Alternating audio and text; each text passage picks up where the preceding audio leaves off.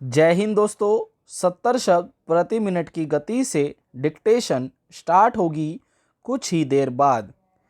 दोस्तों, सभी difficult outline हमने यहाँ पर लिख दी है। ये सभी डिफ़िकल्ट आउटलाइन आप हमारे व्हाट्सएप ग्रुप या टेलीग्राम ग्रुप से भी पा सकते हैं। उसका लिंक आपको नीचे डिस्क्रिप्शन बॉक्स में मिल जाएगा। चलिए शुरू करते हैं। 70 शब्द प्रति मिनट स्टार्ट।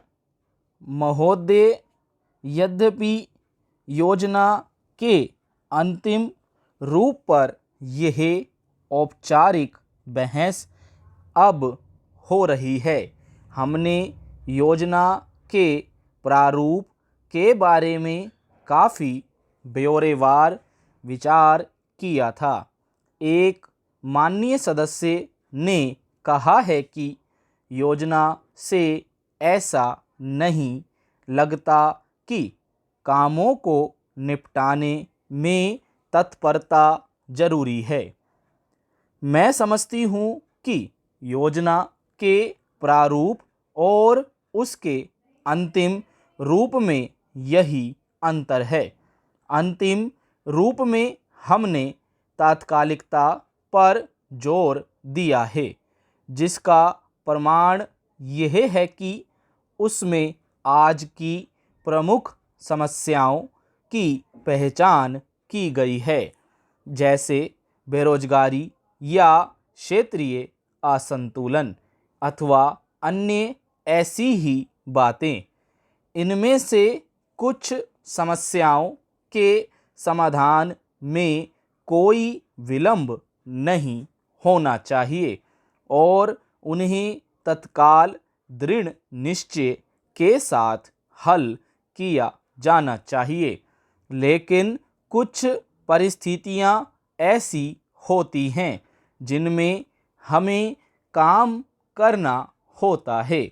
कुछ मान्य तरीके हुआ करते हैं। इनमें से एक है लोकतंत्री प्रक्रिया।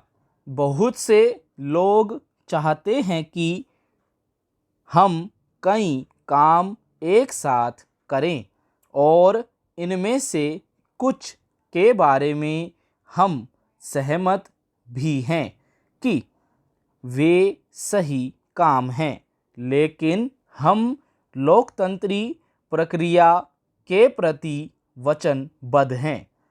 हम जनता की राय से काम करने के लिए प्रतिबद्ध हैं।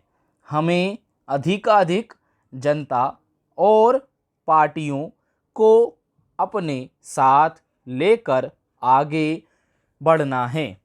मैं समझती हूँ कि अगर इससे हमारी गति कुछ धीमी भी रहती है तो भी हमारी प्रक्रिया को बल मिलता है और हम जो भी काम हाथ में लेते हैं उसे बल मिलता है।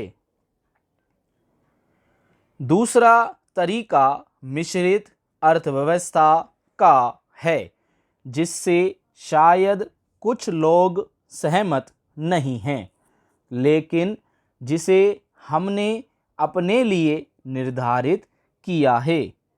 उस अर्थव्यवस्था की अनेक त्रुटियां भी होती हैं, लेकिन हमारे देश में आज जो परिस्थिति है उसमें हमारी सरकार हमारे पूर्ववर्तियों और आज के सहयोगियों ने यह अनुभव किया कि हमें इस तरीके को अपनाकर चलना चाहिए। मिश्रित अर्थव्यवस्था का अर्थ मेरी समझ से यह नहीं है कि कुछ समृद्ध परिवार को इसका लाभ मिलता रहे। कृषि या लघु उद्योग जैसे अनेक क्षेत्र कमजोर वर्गों के लाभ के लिए निजी क्षेत्र में रखे गए हैं और हमारी मिश्रित अर्थव्यवस्था के अंतर्गत अपने लिए लोगों को अनेक कार्यक्रम अपने हाथ में लेने के अलावा उनमें अपने लिए काम करना चाहिए।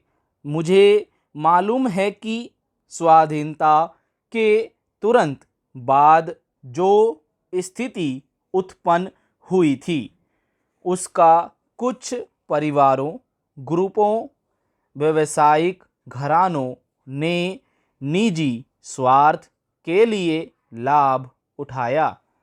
स्टॉप।